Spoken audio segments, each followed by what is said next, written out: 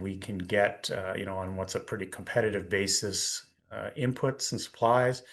And a real testament to that is, we expanded in 2024 our milling facility and bumped it up quite significantly from 2,500 tons per day of capacity to 4,000 tons per day.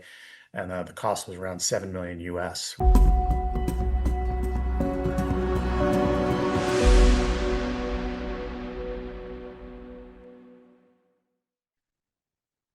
All right, good day. We have Lon Shaver, president of Silvercorp Metals.